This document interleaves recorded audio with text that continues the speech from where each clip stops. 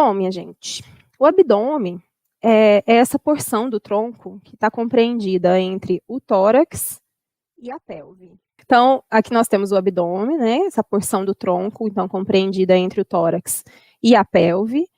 Ele é um receptáculo dinâmico e flexível, e ele abriga a maioria dos órgãos do sistema digestório e partes do sistema genital e urinário. Então, o que significa dizer que ele é um receptáculo dinâmico e flexível? Vejam aqui nessa imagem, ai, que bom, parou, agora voltou ao normal. Vejam aqui nessa imagem, aqui a gente tem um corte sagital, essa é uma vista medial. Nessa região aqui em laranja, ela está representando a cavidade abdominal. Então, no interior do abdômen, nós temos uma cavidade. Essa cavidade ela é revestida por uma membrana serosa, já já nós vamos falar sobre isso, né? E essa cavidade, ela tem uma dinâmica muito ampla, né? Nós conseguimos realizar a compressão dos órgãos abdominais aqui dentro, graças à presença da musculatura ao redor da parede do abdômen. Nós conseguimos relaxar, expandir essa cavidade, permitindo o aumento do volume. Então, uma região do nosso corpo extremamente dinâmica e flexível, graças às suas características. Então, aqui nós temos os limites da cavidade abdominal. Superiormente, o limite é o diafragma, então o abdômen, ele consegue, a cavidade abdominal alcança até mais ou menos a altura do quarto espaço intercostal, aquele espaço entre as costelas, né? Então, na verdade, os órgãos abdominais mais superiores, aqui como o fígado do lado direito, o baço do lado esquerdo, parte do rim esquerdo, a suprarrenal esquerda, todos esses órgãos, eles ficam protegidos pelas costelas inferiores, tá? Graças a essa elevação aqui, ó, da cavidade abdominal no interior, na realidade, né, da caixa torácica, tá? O limite inferior da cavidade abdominal, na realidade, não faz parte do abdômen. É essa região muscular, denominada de diafragma ou assoalho da pelve, né? Então, como o próprio nome diz, faz parte da pelve. Também é um local bem dinâmico, assim como o teto, que é o diafragma, né? Então, a gente consegue modificar aí o posicionamento dessas estruturas, tá? E aqui em cima nós ainda temos os órgãos pélvicos, né, que ajudam também a dar esse suporte inferior aqui para as estruturas que estão na cavidade abdominal. Lateralmente nós temos os ossos que formam o osso do quadril e uma musculatura ao redor, que a gente denomina de músculos da parede anterolateral do abdômen. Então esses são os limites, né, da parede abdominal. Posteriormente, nós temos um limite mais rígido, mais fixo, que seria a porção inferior da coluna vertebral, isso inclui as vértebras lombares e uma parte do sacro, né, o restante faz parte da pelve. Essa parte rígida, ela, apesar de fazer parte da parede posterior do abdômen, geralmente a gente estuda quando vai trabalhar dorso, e não aqui, né, em parede abdominal. Tá? Além dessa região aqui da cavidade abdominal invadir o tórax, digamos assim, né, ir até a altura que o diafragma vai, dividindo o tórax do abdômen, a cavidade abdominal, ela também adentra a região pélvica. Essa região é a pelve maior, ou pelve falsa, que tem justamente esse nome porque essa cavidade, na realidade, faz parte do abdômen, né? A pelve verdadeira seria daqui para baixo. Nessa outra imagem dá para ver melhor. Não voltou. Aqui. Então, olha só, vejam que aqui a gente tem uma parte do osso do quadril, esse é o ilho, né, e apenas abaixo dele, ó, o limite superior seria a sínfise púbica, é que nós vamos ter a cavidade pélvica. Então, aqui nessa região, onde a gente tem a pelve maior, ela é, na realidade, conteúdo da cavidade abdominal. Tá? Bom, então aqui nós temos, né, uma visualização dos órgãos abdominais no interior da cavidade abdominal. Vejam aqui o limite superior, formado pelo diafragma, né? Aqui não dá para visualizar todos os órgãos pélvicos, mas vejam que aqui a gente tem a bexiga urinária, tá? E aqui nessa região, onde a gente tem o plano interespinal, que é essa linha tracejada aqui, que vai de uma espinha ilíaca antero superior à outra, daqui para cima é mais ou menos o limite inferior, o limite que representa o final da pelve maior. Tá? Então, daqui para cima, a gente teria a cavidade abdominal propriamente dita, e daqui para baixo, a pelve menor. Tá? Bom, então vejam que nós temos vários órgãos preenchendo a cavidade abdominal, né? Então temos o fígado preenchendo quase toda essa porção superior direita, o estômago à esquerda, o baço lá atrás, na parte posterior temos os rins, aqui é o intestino grosso, o intestino delgado. Vejam que aqui a gente tem a delimitação do que seria o duodeno, né? Faz parte do intestino delgado. Nessa região posterior ao estômago ainda tem o pâncreas. Então, todos esses órgãos são órgãos abdominais, e é muito importante a gente conhecer a posição anatômica desses órgãos e a relação deles com a parede do abdômen, porque vários procedimentos são realizados de acordo com essas referências, tá? Então, primeiramente, o que a gente precisa conhecer são as divisões da parede abdominal. Existem duas formas de trabalhar, né? Geralmente, a mais utilizada é a divisão em 9 regiões, porém, na clínica, quando se vai descrever procedimentos cirúrgicos, enfim, né, abordagem, como vai ser abordada a cirurgia, o mais utilizado são os quadrantes. Então, nós temos 9 regiões abdominais e 4 quadrantes abdominais. Então, para dividir as regiões abdominais, nós utilizamos 2 planos verticais, que são planos sagitais, e 2 planos transversais. No caso dos quadrantes, nós utilizamos um plano sagital mediano e um plano transversal. Então, as 9 regiões são o hipocôndrio direito, aqui nessa região profunda, as últimas costelas. A região ao lado, que é mais mediana, é a região epigástrica. A região à esquerda é o hipocôndrio esquerdo. Hipocôndrio, porque estaria abaixo da costela. Côndrio vem de cartilagem de costela, tá? Daqui são as cartilagens costais. Aqui nós temos a região lateral direita, que também pode ser conhecida como flanco direito. A região umbilical, que também pode ser periumbilical. A região lateral esquerda, ou flanco esquerdo, região inguinal esquerda e região inguinal direita, e, por fim, a região púbica, né, que está relacionada à sínfise púbica. Com relação aos quadrantes, são 2 quadrantes superiores, um direito e um esquerdo, e 2 inferiores, um direito e um esquerdo. Tá? Primeira coisa que a gente precisa lembrar para delimitar essas regiões também é que o paciente de vocês tem que estar na posição anatômica, tá? Então, quais são os planos que a gente utiliza para dividir as regiões, né?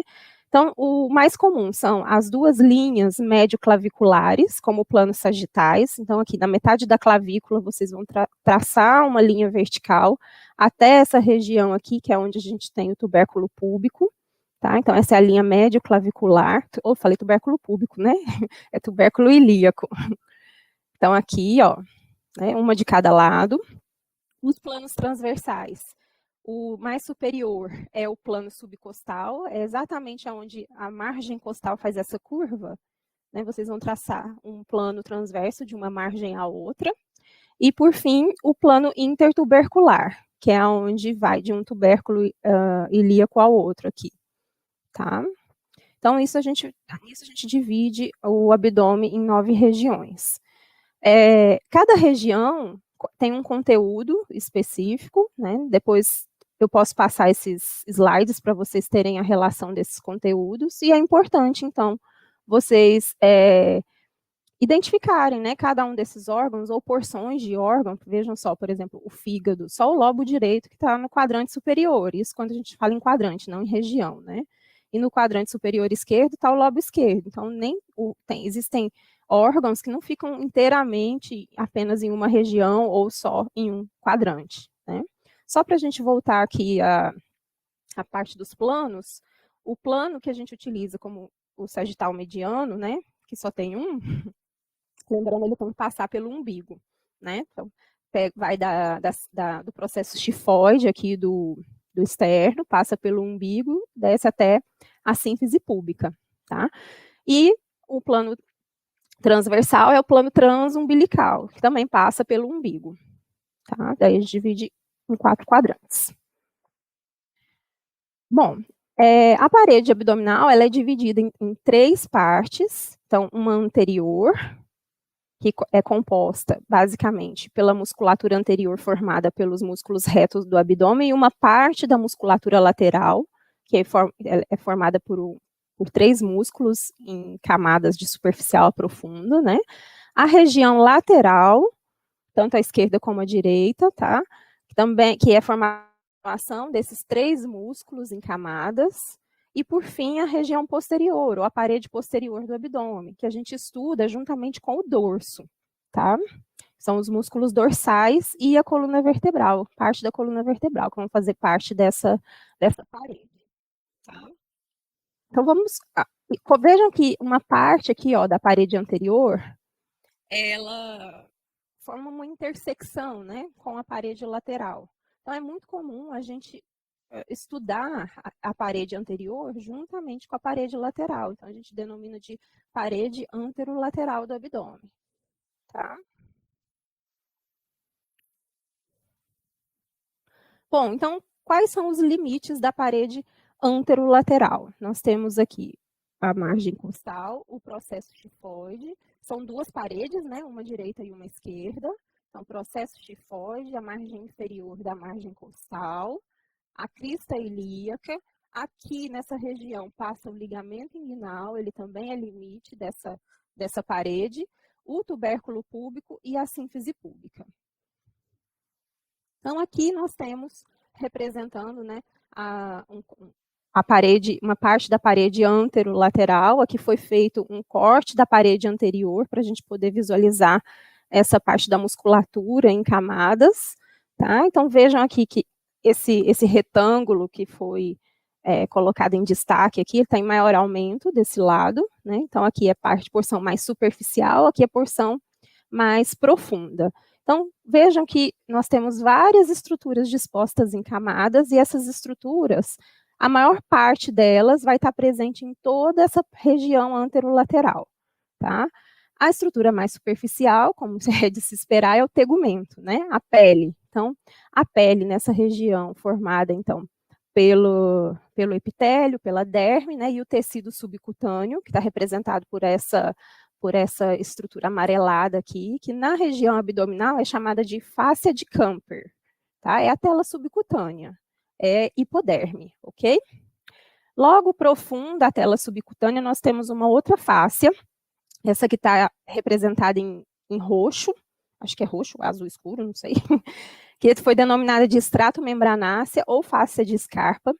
Essa fáscia, esse extrato membranáceo, ele é contínuo com a região da pelve, tá? E lá na região do períneo, ele forma a membrana perineal, que reveste a musculatura transversa profunda, ok? Ajuda a dar uma sustentação maior para essa região. Então, essa é a fáscia de Scarpa. Depois nós temos, na região lateral, mais lateral, 3 músculos. O mais superficial é o músculo oblíquo externo do abdômen, já já a gente vai ver isso com mais detalhes, tá? O mais intermédio é o músculo oblíquo interno do abdômen, e o mais profundo é o transverso. Eu não sei se vocês já estão cientes desse conceito, mas todos os músculos, eles têm um revestimento superficial de tecido conjuntivo. E a maioria ainda tem um outro revestimento de tecido conjuntivo, que é ainda mais superficial, que é denominado de fáscia de revestimento. Nesse caso aqui, a musculatura do abdômen só tem o revestimento mais superficial, que é o epimísio, tá? Então, a maioria dos músculos do nosso corpo tem epimísio, e mais superficial tem fáscia de revestimento. Aqui no abdômen só tem epimísio, e é o próprio epimísio que forma a fáscia de revestimento desses músculos, tá? Então, vejam só, aqui está denominado de fáscia de revestimento, nada mais é do que o epimísio que recobre cada um desses músculos, tanto anteriormente como posteriormente, tá? Então, né, essas linhas verdinhas aqui é a fáscia de revestimento do músculo oblíquo externo. Em laranja é a fáscia de revestimento do oblíquo interno. E em azul, a fáscia de revestimento do transverso do abdômen. Então, a fáscia do músculo mais superficial, que é o oblíquo externo, é a fáscia superficial. A fáscia do músculo intermediário, que é o oblíquo externo, é a fáscia intermediária. E a fáscia que reveste o músculo mais profundo é a fáscia profunda, ok? Profundo ao músculo transverso do abdômen, nós temos ainda a fáscia parietal do abdômen, que apesar de ser aqui está representada com uma cor diferente, ela é contínua com a fáscia profunda do músculo transverso do abdômen. Por isso que aqui ela está sendo denominada de transversal, em parêntese, tá? Quando a gente sai andando ali pela parte interna do abdômen e a gente não tem mais o revestimento do músculo transverso, vai mudar, por exemplo, a gente vai ter ali o músculo quadrado lombar lá no dorso, aí essa face ela não vai mais ser denominada de face transversal, porque ela só recebeu essa nomenclatura de transversal nessa região por conta de estar na região do músculo transverso do abdômen, ok?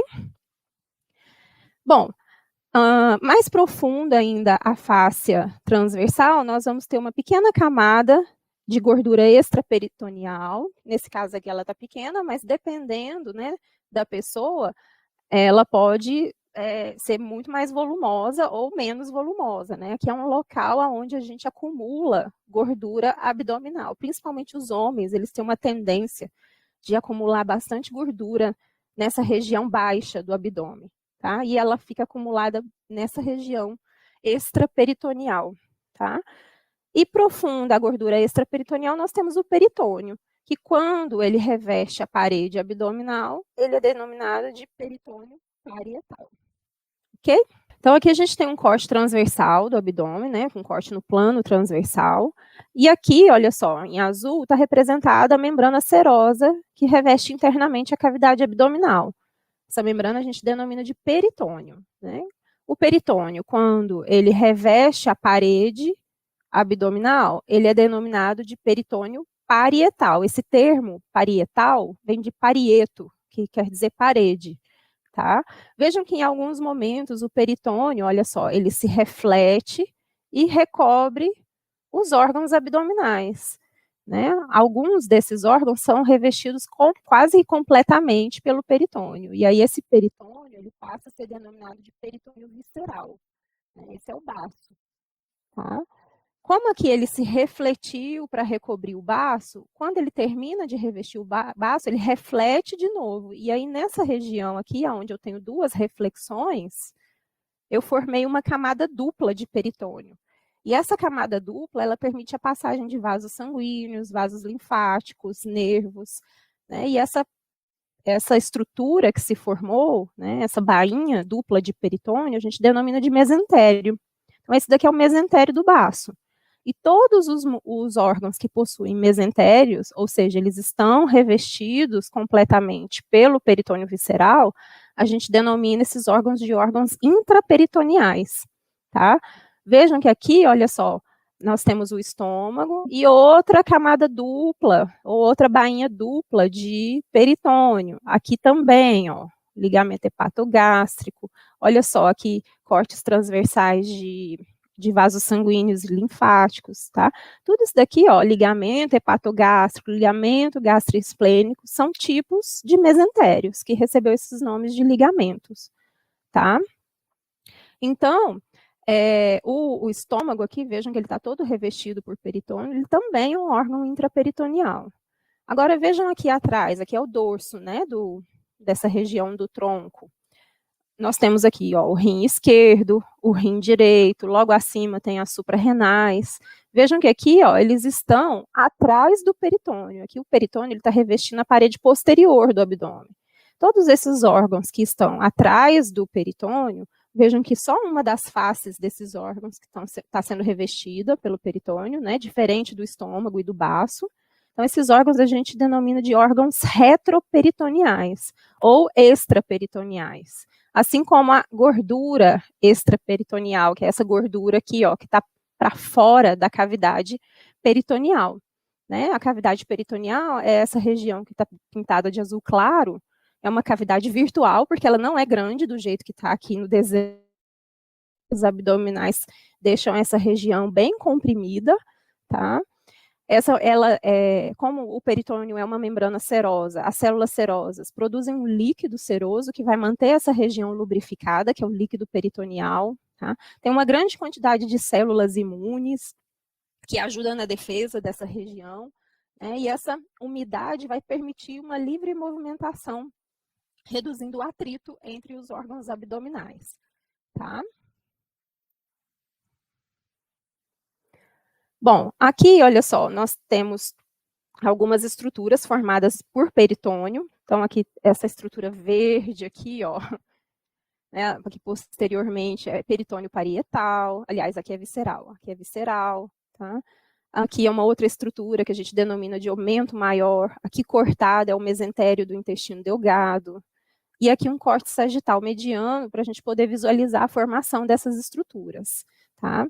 Então, vejam só, o peritônio ele é uma bolsa fechada, imagine um balão fechado, né? E à medida que os órgãos vão se desenvolvendo no interior da cavidade peritoneal, eles vão empurrando essa bolsa e essa bolsa começa a envolver esses órgãos. Então, olha só, tá aqui o fígado, vejam que ele está todo revestido por peritônio, esse peritônio reflete nessa região aqui, ó, formando o aumento menor, passa a revestir a face anterior do estômago, chegando aqui na curvatura maior do estômago, ele reflete de novo e desce, formando o aumento maior, volta, se fixa ao colo transverso do intestino grosso e passa a revestir os vasos mesentéricos, formando um mesentério aqui, e aqui ele volta para a parede posterior, aqui está revestindo a face anterior do pâncreas, né? E o pâncreas, então, ele permanece na parede posterior do abdômen como um órgão retroperitoneal. Aqui, vejam só, são as alças do intestino delgado e o seu mesentério, tudo sendo revestido, ó, por peritônio. Tá? Então, ó, aqui o peritônio revestiu o colo transverso posteriormente e está formando a segunda lâmina desse mesentério aqui, vai para a parede posterior, volta revestindo outro vaso sanguíneo, envolve uma alça intestinal, volta para a parede posterior, volta a revestir outro vaso sanguíneo, envolve outra alça intestinal e volta para a parede posterior. Então, tudo isso daqui, ó, que a gente está vendo, são alças intestinais envolvidas por peritônio visceral. Então, as alças do intestino delgado, a maior parte delas, com exceção de algumas porções do duodeno, são peritoneais, tá? Eu trouxe um videozinho para a gente visualizar o peritônio. É um vídeo de uma cirurgia de apendicite. Essa cirurgia, ela foi feita por laparoscopia, tá? Então, na laparoscopia, nesse caso aqui, feitas 3 incisões. Em uma dessas incisões se insere uma cânula e enche a cavidade peritoneal de ar, para ela ficar bem grandona, e os médicos terem acesso às estruturas intraperitoneais.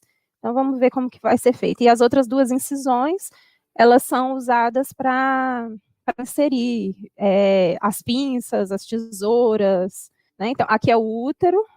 Então, toda essa parte brilhante aqui revestindo a parede e revestindo esses órgãos, que são os intestinos, é peritônio. Ó, aqui é o útero, que também é revestido por peritônio. Vejam como é bem brilhante, bem úmido, né? Aqui é intestino.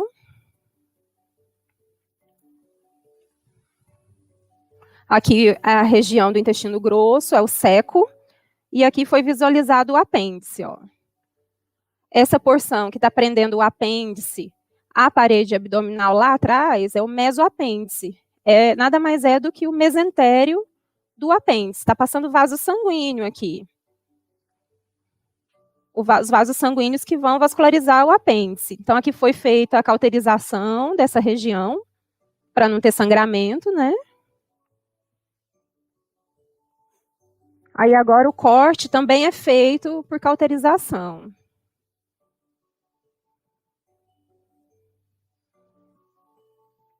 Então, isso que ele está cortando é a lâmina dupla de peritônio que leva a vascularização para o apêndice. Ó, aqui a gente consegue ver, ó, uma lâmina aqui e a outra lâmina lá atrás. Então, esse é o mesentério do apêndice. Um mesentério muito parecido, reveste uma parte do colo sigmoide, reveste o colo transverso, reveste não, né? Leva vascularização. E as alças intestinais do ilho, do jejuno, envolve o estômago, o fígado. Né? Então, tudo isso aqui, essa membrana todinha brilhante, revestindo o apêndice, é peritônio visceral. Tá? Depois eu coloquei o link desse vídeo, se vocês quiserem assistir ele inteiro. Ele é bem curtinho, tem 6 minutos e 37. Eu coloquei o link no finalzinho da apresentação e aí vocês podem pegar para assistir ele inteiro. É bem legal. Ok? Então, esse é o peritônio, a membrana serosa que envolve internamente a cavidade abdominal. Tá? Aqui, então, ó, é a representação do aumento maior, que é essa membrana quádrupla, na verdade, de peritônio, ó, forma como se fosse um avental anteriormente às estruturas abdominais. Tá? Aqui é o aumento menor, que liga a face visceral do fígado à curvatura menor do estômago, tá? Também é um mesentério. E aqui é o mesentério que dá suporte e leva a vascularização para o intestino delgado. E aí vejam que, olha só, o colo transverso também tem um mesentério, que é o mesocolo transverso, tem um mesentério nessa região aqui do colo sigmoide, que é o mesocolo sigmoide. Vocês viram que o apêndice também tem mesentério, né? Agora, o colo descendente, o colo ascendente e o reto são estruturas retroperitoneais, eles não têm mesentério, né? Ou seja, somente uma face dessas estruturas que estão recobertas por peritônio, tá? Então, elas ficam grudadinhas lá na parede posterior do abdômen. Se elas ficam grudadinhas na parede posterior do abdômen, não tem como ter mesentério, não tem, então elas são retroperitoneais, tá? Vamos falar um pouquinho sobre a musculatura da parede anterolateral do abdômen? Então, vejam só, aqui a gente tem a região anterior do abdômen, né? Aqui ela está revestida pela aponeurose dessa musculatura, e aqui a região lateral do abdômen. Então, as duas juntas a gente denomina de parede anterolateral. Aqui um corte transversal dessa parede, tá? Eu quero que vocês prestem atenção mais nessa imagem aqui, ó. Onde a gente tem uma vértebra lombar dividida, né, em corte transversal. Aqui é a parede posterior do abdômen, então a parede lateral é essa e a anterior é essa. Então, parede anterolateral. Anteriormente, nós temos um par de músculos verticais, que é o músculo reto do abdômen, e lateralmente nós temos aqueles 3 músculos dispostos em camada, né? O mais superficial é o músculo oblíquo do abdômen, o intermédio oblíquo interno do abdômen, e o transverso é o transverso do abdômen. Eles recebem essa nomenclatura tanto pela disposição de mais superficial para profundo, como também pela disposição ou a direção das suas fibras, que dá para visualizar a olho nu. Tá? Algumas pessoas ainda têm um outro músculo que não está mostrando aqui, acho que em torno de 20 a 25%. Ah, está aqui um pedacinho dele, ó. Em torno de 20 a 25% das pessoas não possuem esse músculo. Ele é um músculo que nem tem uma função muito bem definida, que é chamado de músculo piramidal. Ele fica na região mais inferior e anterior ao músculo reto do abdômen, tá? Então, vamos falar de cada um desses músculos. Então, começando pelo músculo mais lateral aqui da parede, anterolateral, o músculo mais superficial da parede anterolateral, que é o músculo oblíquo externo do abdômen. Então, vejam só, aqui está representado só um dos oblíquos, né? Lembrando que eles são bilaterais, tá? Ele tem toda essa porção carnosa e plana, mais lateral, e a sua aponeurose, né, que é um tendão em forma de lâmina, ele segue anteriormente e reveste a musculatura anterior do abdômen, tá? Então, vejam só, a disposição das fibras do músculo oblíquo. É uma disposição oblíqua, né? Então, estão na diagonal. Então, por isso que ele foi denominado de músculo oblíquo.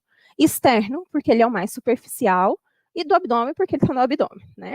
O músculo oblíquo externo do abdômen, ele tem a gente diz que ele tem essa disposição de colocar a mão dentro do bolso, a disposição das fibras, tá?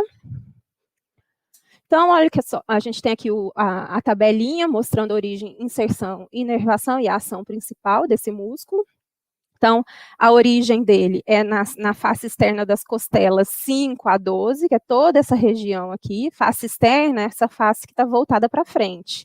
Tá? Então, aqui está a quinta costela, aqui embaixo, látero posteriormente, a gente tem a 12ª costela, que é uma costela flutuante. Então, essa é a origem desse músculo. Tá?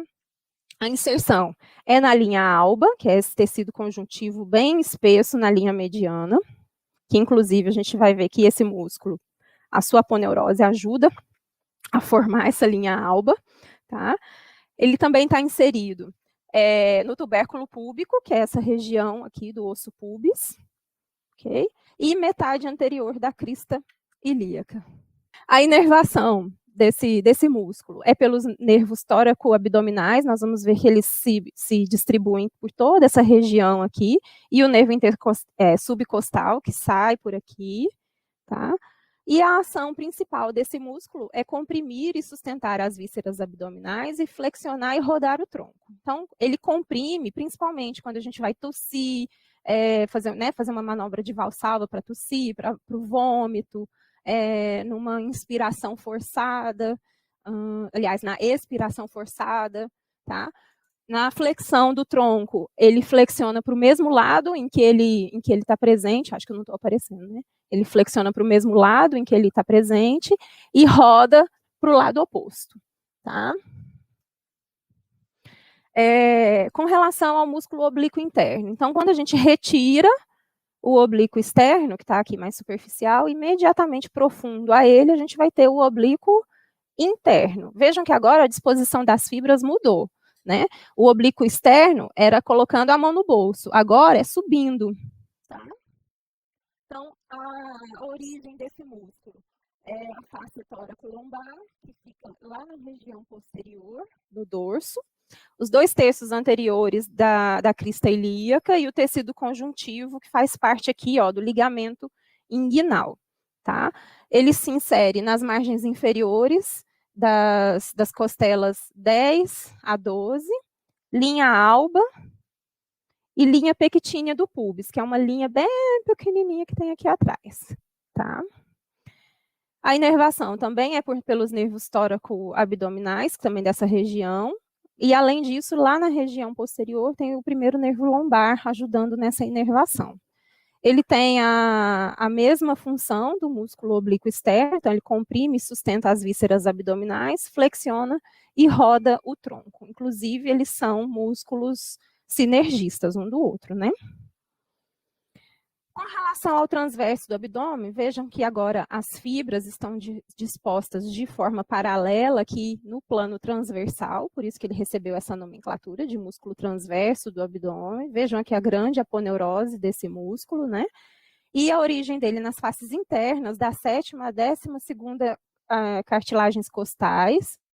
Aqui, no caso, eu peguei essa descrição de origem do Moore, tá? Mas lembrando que a 11ª e 12ª costelas não têm cartilagens costais, então eu acredito que aqui seja, que a 11ª e a 12ª sejam nas costelas e não nas cartilagens, tá?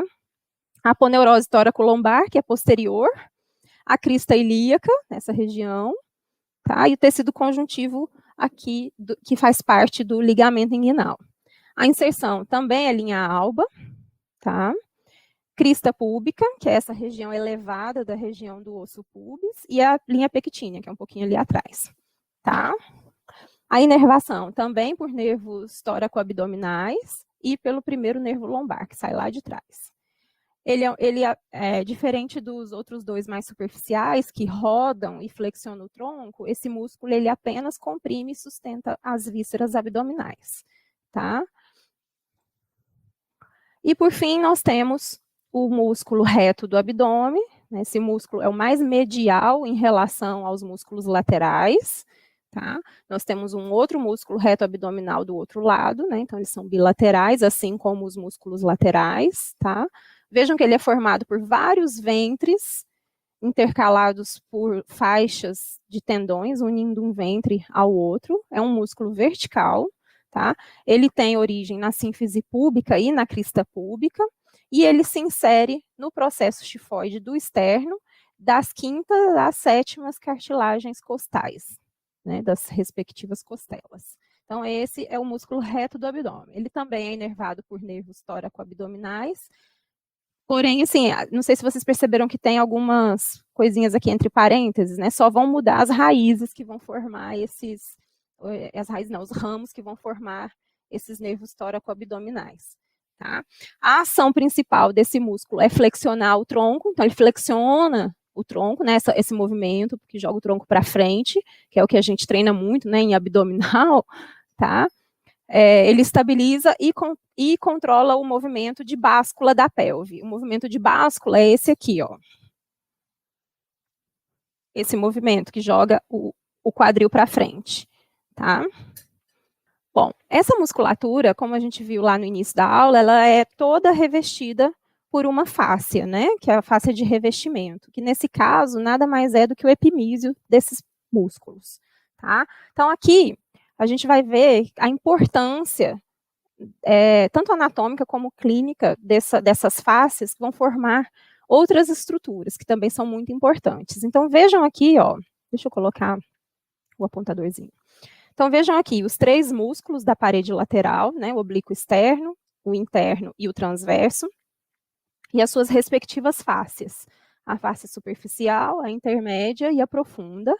E aí vejam que aqui nessa região, esse corte ele é um pouquinho mais superior, é esse corte transversal aqui, ó. Vejam que a fáscia do oblíquo externo, ela é contínua anteriormente ao músculo reto do abdômen. A fáscia do oblíquo interno, a lâmina anterior, ela se divide da posterior e a anterior continua anteriormente ao reto do abdômen e a posterior passa posteriormente. E vejam que elas se juntam com a fáscia dos músculos que estão vindo do outro lado aqui, tá? A fáscia profunda, que reveste o músculo transverso do abdômen, ela continua posteriormente ao reto do abdômen. Essas fáscias, ao passar anteriormente e posteriormente, vão formar a bainha do músculo reto do abdômen, olha só. Que é essa estrutura de tecido conjuntivo que reveste anteriormente o músculo reto do abdômen. Eu não sei se vocês perceberam nessa imagem, olha só, que ele está todo recoberto por essas estruturas fibrosas esbranquiçadas. Essa é a bainha do músculo reto do abdômen, formada pelas faces de revestimento dos músculos laterais, tá? Quando essas fáscias chegam aqui na linha mediana, elas se entrelaçam com as fáscias da musculatura do lado oposto, né, que formou a bainha do reto do abdômen do lado oposto, ou contralateral, né? E quando elas se entrelaçaram aqui na linha mediana, elas formaram a linha alba, essa linha de tecido conjuntivo que fica exatamente na linha mediana, tá? Nessa região infraumbilical, muda um pouquinho a composição da bainha do reto do abdômen.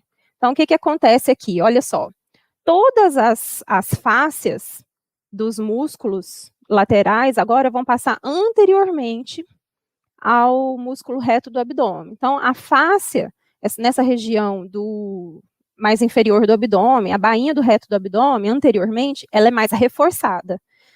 Em contrapartida, a região posterior é mais frágil, né? Ela tem menos revestimento, tá? Aqui forma um local chamado de linha arqueada, já já a gente vai ver, e aí, como essa região é mais frágil, é um local onde é comum a gente ter casos de hérnias abdominais, tá? Principalmente devido ao aumento de pressão intraabdominal. E nós vamos ver que existem outros locais onde essas regiões também abdominais são mais frágeis e aumentam o risco de hérnias, tá? Aqui é um corte no plano frontal da região da parede anterior do abdômen, tá? Então, aqui eu tô com uma vista posterior da parede anterior, tá? Então, eu fiz um corte frontal, retirei a parede anterior e eu tô vendo aqui, ó, por trás da parede anterior, tá? olha só, o que eu estou vendo aqui na parede nessa vista posterior é o músculo mais profundo da parede lateral do abdômen, que é o transverso do abdômen. Olha como suas fibras estão dispostas em forma transversa. Tá? E aqui, olha só, é o reto do abdômen, do lado direito. Tá? Desse lado, a parede está revestida por peritônio. E desse lado aqui, o peritônio foi retirado, para a gente poder visualizar melhor essas estruturas. Tá? Aqui, olha só, é a região da linha arqueada. Daqui para baixo, as fáscias dos músculos laterais aqui passaram a revestir só a porção anterior do reto do abdômen. Então, essa região, olha só, ela ficou mais frágil, porque ela tem menos revestimento. A bainha do músculo reto do abdômen também é um local de importância clínica, porque na parte posterior, na lâmina posterior, que é a parte que reveste o reto do abdômen posteriormente, passam os vasos epigástricos. Tá? Aqui a gente tem a artéria epigástrica inferior, a veia epigástrica inferior também está passando aqui lado a lado a ela, e aqui em cima está descendo a artéria e veia epigástricas superiores. Nessa região próxima ao umbigo, dentro da bainha do músculo reto abdominal, ou reto do abdômen, essas estruturas se anastomosam, tá? Então, qualquer secção dessas estruturas na bainha pode provocar sangramento. E aqui, de novo, um corte frontal da parede anterior do abdômen, e a gente está visualizando uma vista posterior dessa parede, tá? Aqui nós temos o peritônio parietal revestindo a parede, tá? E nós vamos ver que o peritônio, ele reveste algumas estruturas que estão coladas ali à parede anterior do abdômen. E é importante a gente entender um pouquinho sobre essas estruturas e outras regiões que são formadas graças à presença do peritônio, né, porque elas têm importâncias clínicas, tá? Então, vejam só, aqui a gente tem a bexiga urinária, esse daqui está representando um corte de um corpo masculino, porque aqui a gente tem a próstata, tá? Da bexiga urinária, segue anteriormente na parede do abdômen essa estrutura aqui, tá? Que quando revestida pelo peritônio, como é o caso aqui, ela é denominada de prega umbilical mediana, tá? Após o nascimento, essa estrutura que aqui dentro, ela cicatriza e forma um ligamento lá dentro, que é o ligamento umbilical mediano, tá? Lateralmente ao ligamento umbilical mediano, nós temos essa outra estrutura, tá? Que quando o peritônio passa por cima dela, ela passa a ser denominada de prega umbilical medial. Se a gente disseca essa prega, ou seja, retira o peritônio, a gente vai ver que também existe uma estrutura que está cicatrizada ali dentro, que é o ligamento umbilical medial. Antes do nascimento, esse ligamento nada mais era do que a artéria umbilical. Eu tenho uma de cada lado, são duas artérias umbilicais. Vejam que essas estruturas estão seguindo para essa região aqui da parede anterior, que é a cicatriz umbilical, ó, tá aqui o umbigo. Né? Aqui passavam as artérias que estavam saindo para formar o cordão umbilical, indo em direção à placenta. Tá? No bebê é o contrário da circulação sistêmica, né? As artérias saem e a veia entra pelo umbigo. Né? As artérias levam sangue rico em gás carbônico e a veia leva sangue rico em oxigênio da placenta. Tá? Então, aqui são as artérias umbilicais que sofreram cicatrização após o nascimento, tá? Se eu cortar essas estruturas, eu não tenho nenhum problema muito grave, porque elas estão cicatrizadas, né? Elas não estão pérvias, não existe fluxo sanguíneo após o nascimento nessa região. Diferente dessas estruturas ainda mais laterais, ó. Né? Elas são laterais à prega umbilical medial, tá? Essa é a prega umbilical lateral. Então, agora, essa daqui é lateral, porque essa é mais medial a ela, tá? Então, essa é prega umbilical lateral. Aqui já é diferente. Se eu cortar essa prega, vai ter sangramento a dar com pau. Por quê? Olha só o que está passando aqui por dentro do peritônio. Isso é uma prega do peritônio.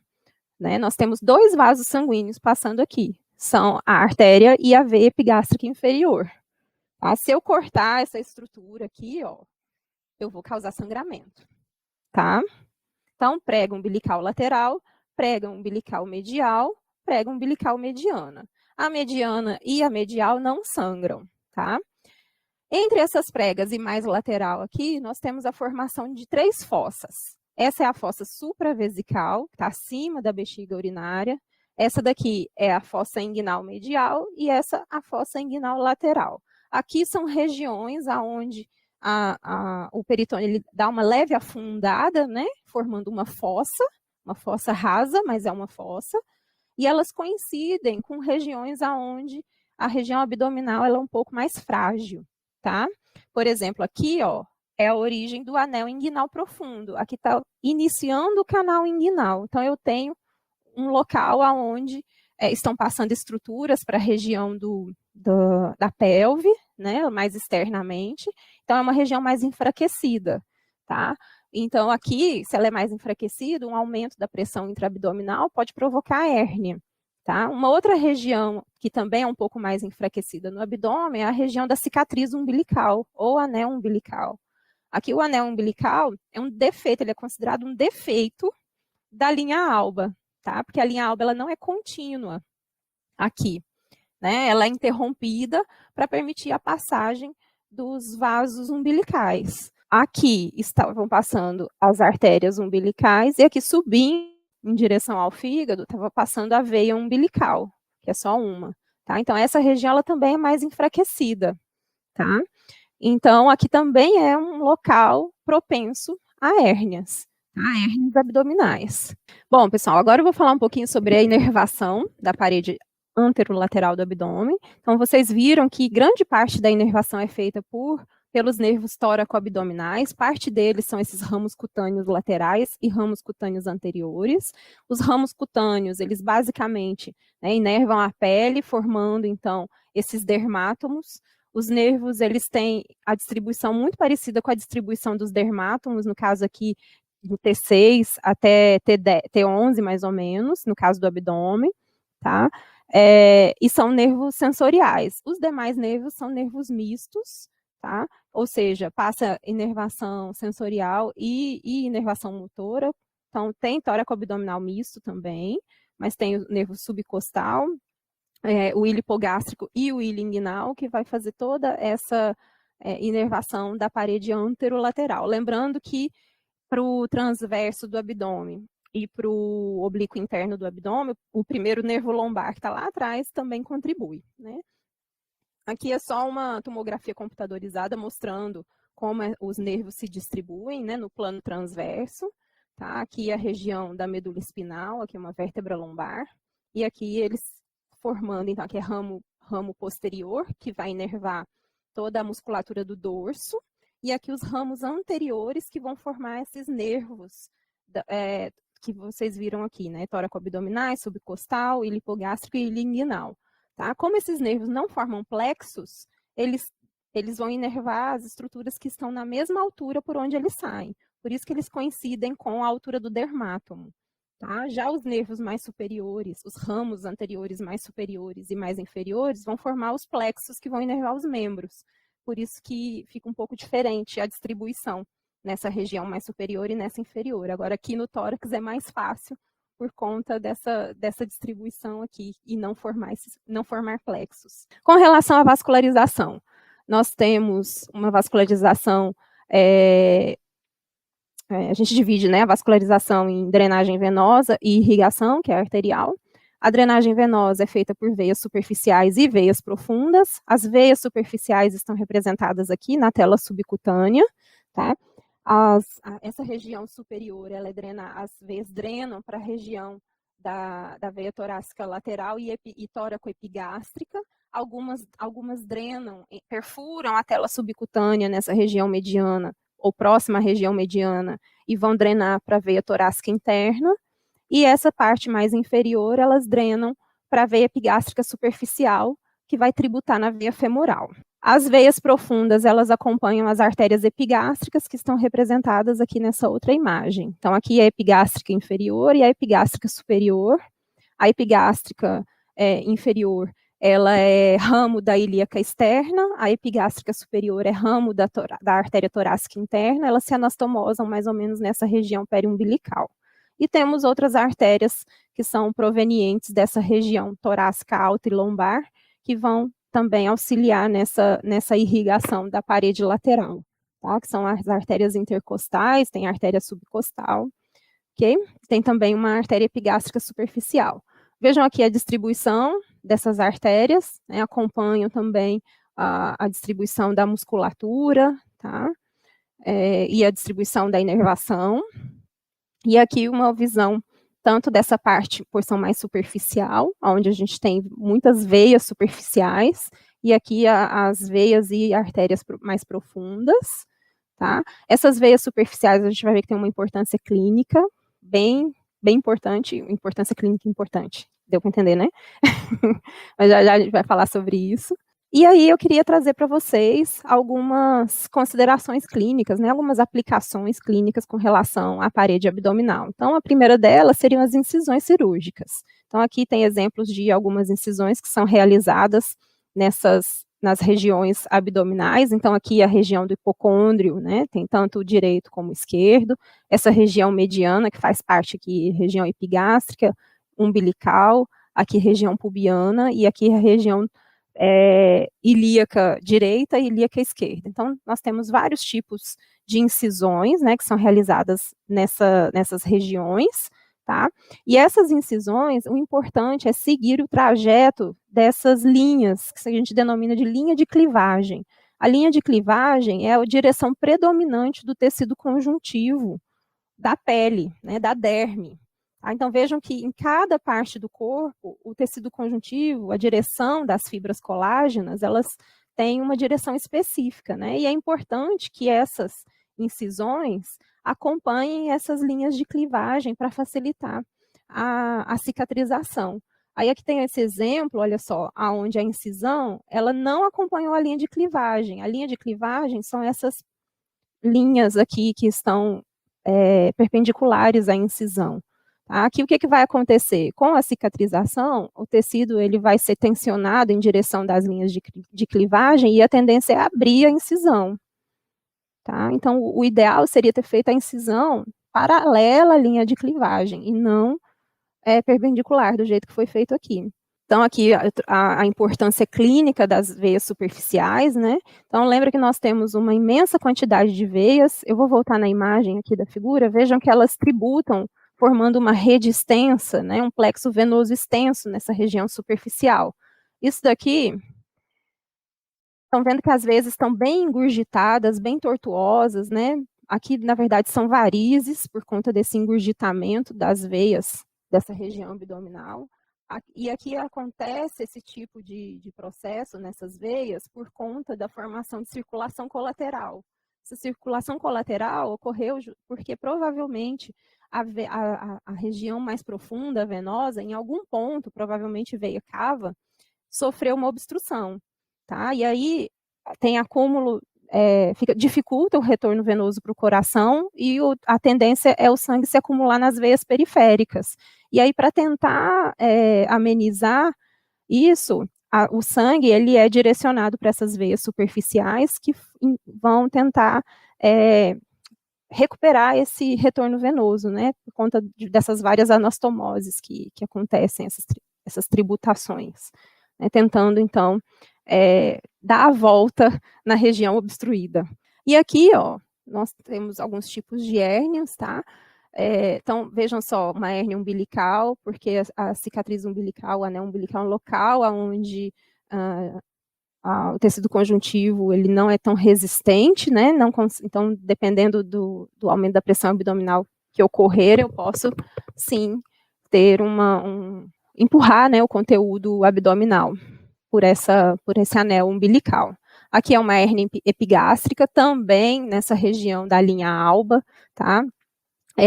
Defeitos na linha alba são muito comuns após a gravidez, tá? Que é o que a gente conhece como diástase abdominal.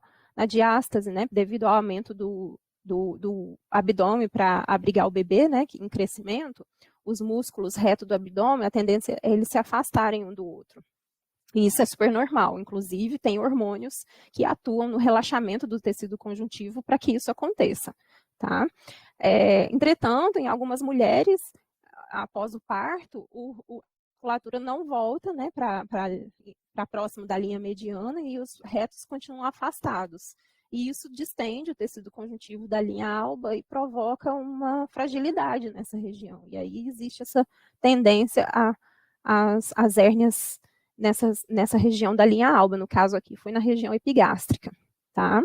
Mas isso não acontece só em mulher, não. Homens também, principalmente homens que aumentam muito o volume abdominal por conta de obesidade, tá? Claro, obesidade também pode acometer mulheres, né? Aqui, uma outra hérnia nessa região inguinal, tá? Aqui é naquela região das fossas inguinais, provavelmente a lateral, que é onde inicia o canal inguinal, né, pelo anel inguinal profundo. Aqui uma hérnia incisional, aí nesse caso aqui é por conta do enfraquecimento da parede pela abertura dessa região por uma incisão cirúrgica, tá? Também pode acontecer. Aqui a hérnia inguinal, aí aqui o início é lá dentro, pelo anel inguinal profundo, o aumento da pressão intraabdominal empurra o conteúdo abdominal para dentro do canal inguinal, e a hérnia aparece aqui na região inguinal, tá? E temos aqui uma hérnia femoral, que está relacionada ao trígono femoral, que já é membro inferior aqui, a gente tem uma região onde a fáscia da coxa, ela também é mais enfraquecida, que é onde a gente tem a veia femoral, a artéria femoral e o nervo femoral, nessa região do trígono femoral, tá? Aqui, só para mostrar para vocês, um processo de ascite, que é quando aumenta o líquido na cavidade peritoneal, né? Vejam que as veias superficiais, elas ficam bem evidentes por conta do aumento da pressão intraabdominal, né? Deixando essas veias bem mais superficiais do que elas já são. E aqui, olha só, o acúmulo do líquido na cavidade peritoneal. Então, vejam só, aqui sem essa quantidade de líquido exagerado, né? Então, aqui é peritônio parietal, peritônio visceral, grudadinho nas vísceras, né? E aqui, quando há acúmulo de líquido, o peritônio parietal se afasta do peritônio visceral, né? Porque aumentou a quantidade de líquido. Esse líquido, ele tem que ser drenado, tem que ser retirado. A drenagem, ela não é feita de forma rápida, ou então você pode causar um desequilíbrio hídrico e eletrolítico no seu paciente. Ele é feito de forma bem lenta, né, mas ele pode ser drenado. E aqui é uma laparoscopia, onde você insere estruturas tubulares, né, por incisões bem pequenas na cavidade abdominal. Então, aqui é a lanterninha, aqui é uma pinça, e antes disso foi inserido um caninho para encher de ar a cavidade peritoneal. Aqui é peritônio parietal, aqui é peritônio visceral, e aqui volta a ser parietal, porque aqui é a parede posterior do abdômen. Então, você enche de ar a cavidade peritoneal para você ter espaço para trabalhar com as estruturas abdominais. Olha aí, você faz vários buraquinhos bem pequenos, a incisão é bem pequena, então a cicatriz também fica bem pequenininha, e o paciente fica todo feliz porque não fez uma abertura gigantesca no abdômen, né? E aqui são os links dos vídeos, aquele primeiro vídeo que eu passei para você e o outro vídeo que eu quero passar agora. É rapidinho também. Então, pessoal, esse médico lá de Sobral, ele tem outros vídeos, tá? Tem vídeo de palpação do abdômen, tem vídeo de percussão, enfim. Se vocês tiverem interesse, peguem o link desse primeiro vídeo que ele vai te levar nos demais vídeos, tá? Então, pessoal, era isso que eu tinha para falar para vocês sobre parede abdominal, tá? E espero que vocês tenham gostado. E quem tiver dúvida aí, quiser tirar dúvida. Dance like there's no tomorrow.